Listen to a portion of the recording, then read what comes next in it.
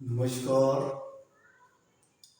मैं दिलीप शुरू से आप सभी का राज श्रीवास्तव आईएएस एकेडमी में हार्दिक स्वागत करता हूं। तो हम देखिए डियर स्टूडेंट, यूपीएससी हो, पीएससी हो, एवं सभी प्रकार के इम्तिहान देने वाले परीक्षार्थी हो तथा दर्शक भी हो, आज इस एकेडमी में हम भारत संघ के उपराष्ट्रपति जी के बारे में एपिसोड ले जा रहे हैं। और इस एपिसोड में भारत संघ के उपराष्ट्रपति जी का चुनाव प्रक्रिया एवं चुनाव हेतु लगने वाली अर्हताएं संबंधित कैंडिडेट को किस प्रकार से होती है, उसके बारे में आज स्टडी करेंगे। तो ख्याल से देखिएगा सभी स्टूडेंट, आपके काम की बात है। भारत संघ के उपराष्ट्रपति जी योग्यताएं एवं चुनाव संबंधित बातें या चुनाव संबंधित प्रक्रियाएं, इन दो मैटर पे, दो सब्जेक्ट पे आज हम स्टडी करेंगे। तो सबसे पहले हम देखते हैं कि उपराष्ट्रपति जी भारत संघ के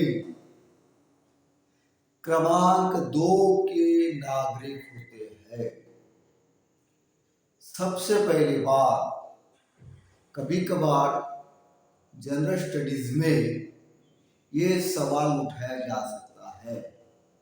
तो देखिएगा सबसे पहले, और इनके लिए किस प्रकार की अर्हताएं एवं योग्यताएं होनी चाहिए। तो जैसा कि बताया, भारत संघ के उपराष्ट्रपति का चुनाव लड़ने हेतु पहली योग्यता है, अर्हताएं, वो भारत का नागरिक होना चाहिए। भारत का नागरिक हो। क्रमांक 2 की अर्हता है, उम्र की, अपने उम्र की 35 साल पूरे कर चुका हो। 35 साल की उम्र पूरी हो चुकी हो। तीसरी अर्हता है, जैसा कि राष्ट्रपति पद हेतु जिस कैंडिडेट का चुनाव होता है, चुनाव जीत जाते हैं, जब उपराष्ट्रपति जी का पद आसन धारण करते हैं, उसी समय वो पीठासीन सभापति राज्यसभा के बनाए जाते हैं। संविधान में लिखा है, उपराष्ट्रपति पीठासीन राज्यसभा के बतौर सभापति होंगे।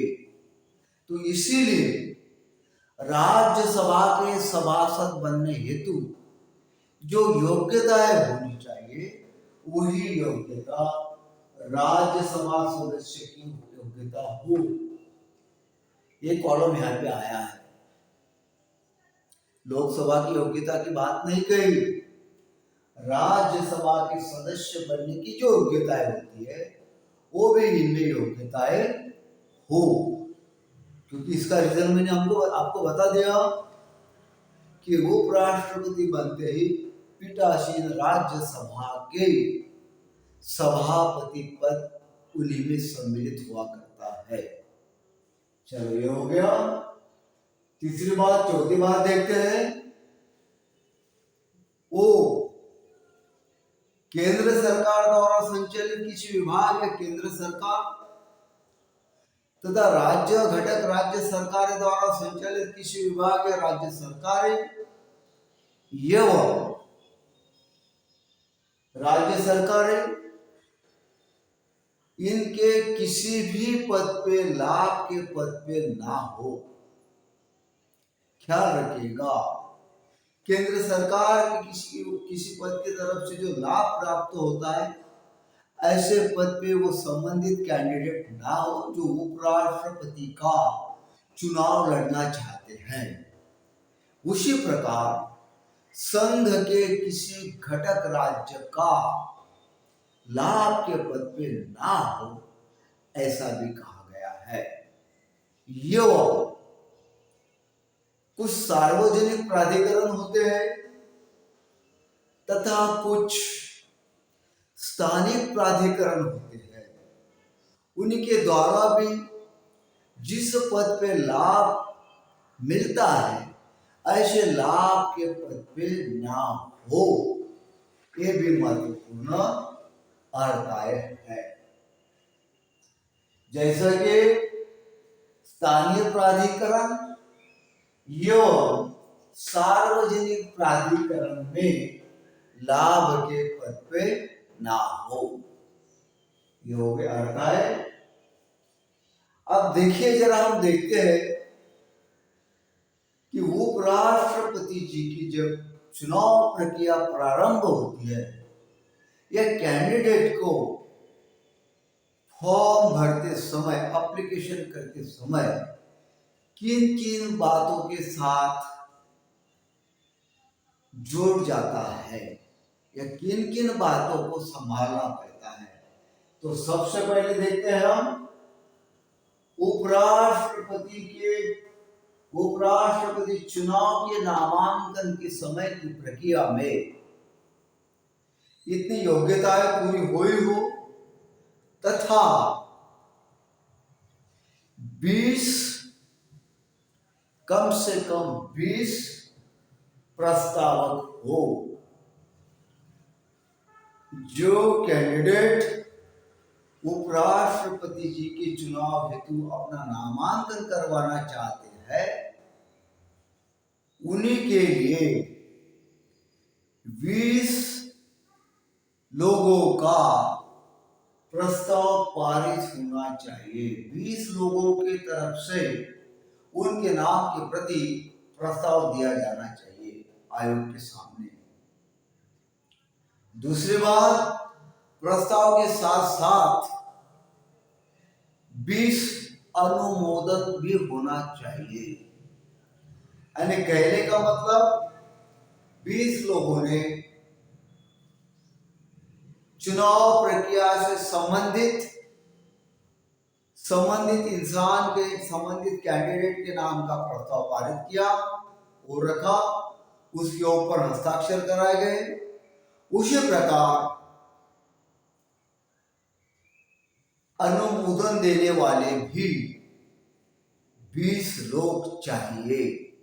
जो 20 लोग संबंधित इस कैंडिडेट के नाम से हमारा अपना अनुमोदन हस्ताक्षर के द्वारा निर्वाचन प्रक्रिया में जाहिर करते हैं। एक बहुत बड़ी जिम्मेदारी 20 अनुमोदक जो हो रहे हैं उनके ऊपर आती है। कानूनी तौर पर प्रस्ताव के ऊपर भी बहुत बड़ी जिम्मेदारी होती है कानूनी तौर पर। इसके बाद जो कैंडिडेट उपराष्ट्रपति जी का चुनाव लड़ना चाहते हैं, उन्हें जमानत की राशि के तौर पर मिनिमम 15,000 रुपया भारतीय रिजर्व बैंक के नाम में जमा करना पड़ता है नामांकन प्रक्रिया के समय। तो देखिए, उम्मीदवार को भारतीय रिजर्व बैंक में 15,000 रुपए जमानत राशि जमा करनी होती है। ये बात यहां तक देख लिया हमने, और मैं आशा करता हूं कि जो मैं पढ़ा रहा हूं ये बहुत ही सरलतापूर्वक, बहुत ही सरल भाषा में, लेकिन अत्यंत महत्वपूर्ण अल्फाज में, विधान में, ताकि आपको परीक्षक सही मायने में आपके इम्तिहान में परीक्षा फल के लिए प्राप्तांक प्राप्त हो। इसके बाद देखिए, उपराष्ट्रपति जी की चुनाव प्रक्रिया वास्तविक तौर पर किस तरह से कराई जाती है। यहां तक हमने देख लिया नामांकन प्रक्रिया, उसके पहले देख लिया संबंधित कैंडिडेट की योग्यताएं और पात्रताएं। अब देखते हैं हम उपराष्ट्रपति जी की चुनाव प्रक्रिया।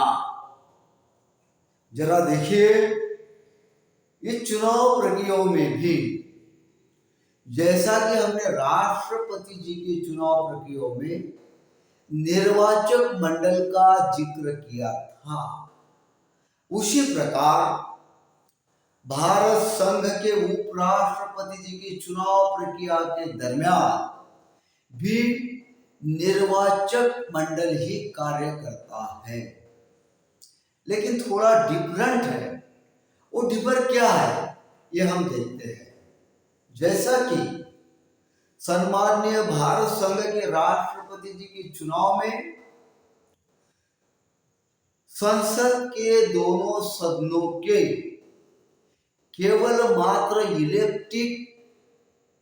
इलेक्टेड हुए कैंडिडेट ही चुनाव प्रक्रिया में भाग लेते थे, या उनके साथ स्टेट भारत संघ के जितने भी घटक राज्य हैं उनमें से स्टेट एमएलए विधानसभा सदस्य ये भी भाग लेते थे। लेकिन उपराष्ट्रपति जी के चुनाव के दरमियान जो निर्वाचक मंडल बन चुका है, वो निर्वाचक मंडल संसद के दोनों भी सदने लोकसभा एवं राज्यसभा, क्योंकि लोकसभा के 543 इलेक्टेड कैंडिडेट एवं भारत संघ के राष्ट्रपति के द्वारा नॉमिनेटेड कराए गए 2 कैंडिडेट, जिसे एंग्लो इंडियन कैंडिडेट कहलाया जाता है, ऐसे निर्वाचन इसमें 545 एवं 250 राज्यसभा से तथा 12 कैंडिडेट जो सिलेक्टेड थे भारत संघ के राष्ट्रपति के ओर से, सिलेक्टेड एवं इलेक्टेड राज्यसभा सदस्य, सिलेक्टेड एवं इलेक्टेड लोकसभा सदस्य, इन दोनों को ही उपराष्ट्रपति जी की चुनाव प्रक्रिया में निर्वाचक मंडल में शामिल करवाया दिया जाता, जो कि मतदाता के तौर पर मतदान का अधिकार बजाते हैं। यह इस समय उपराष्ट्रपति जी के चुनाव में घटक राज्य के विधानसभा सदस्य एमएलए जिसे कहते हैं, उनका किसी भी प्रकार का कोई पार्ट नहीं होता। उपराष्ट्रपति जी एवं राष्ट्रपति जी इनके चुनाव में ये डिफरेंस यहाँ पे रखा गया है। तथा ये 2 डिफरेंस ख्याल में रखिएगा। इसके बाद संघ के भारत संघ के उपराष्ट्रपति जी चुनाव प्रक्रिया के गुजरने के बाद जो भी लकी कैंडिडेट चुनवा कर आते हैं, विक्ट्री पाते हैं, विजयी होते हैं, उनका भी शपथ विधि समारोह बड़े ठाट बाट से एवं खुशियों के साथ बहुत सारी जानी मानी हस्तियां, पॉलिटिशियन हस्तियां, सेलिब्रिटी हस्तियां एवं कुछ उच्च पदस्थ ऐसे लोगों को बुलाया जाता है समारोह में जब शपथ विधि होता है तो ऐसे स्थिति में कुछ अल्फाज युक्त विधानें उपराष्ट्रपति जी को शपथ विधि के दौरान वाक्योच्चार करना पड़ता है, जो शपथ विधि का प्राक कथन होता है। तो देखिए, शपथ विधि में कौन से प्रकार की विधानें दी जाती है, जरा गौर से सुनिएगा। भारत संघ के उपराष्ट्रपति जी जब शपथ लेते हैं उस समय यह अल्फाज कहा जाता है उनकी ओर से, और उन्हें शपथ दिलाने वाले भारत संघ के राष्ट्रपति जी होते हैं। खास तौर पर यद्यपि किसी कारणवश सम्मानीय संघ के राष्ट्रपति जी उपलब्ध ना हो, एब्सेंट हो, तो ऐसे समय राष्ट्रपति जी के द्वारा नियुक्त करवाए गए कोई भी व्यक्ति जो अधिकारी तौर पर होते हैं वो भी इन्हें निष्ठता पूर्वक शपथ दिला सकते हैं। शपथ के अल्फाज में लिए गए ध्यान भारत संघ के सम्मानीय उपराष्ट्रपति जी की शपथ इस अल्फाज में होगी, मैं भारत के संविधान प्रति सच्ची श्रद्धा और निष्ठा रखूंगा। पहला विधान क्या था? मैं भारत के संविधान प्रति सच्ची श्रद्धा और निष्ठा रखूंगा। उसके बाद मैं अपने पद और कर्तव्यों का निर्वाह श्रद्धा पूर्वक करूंगा।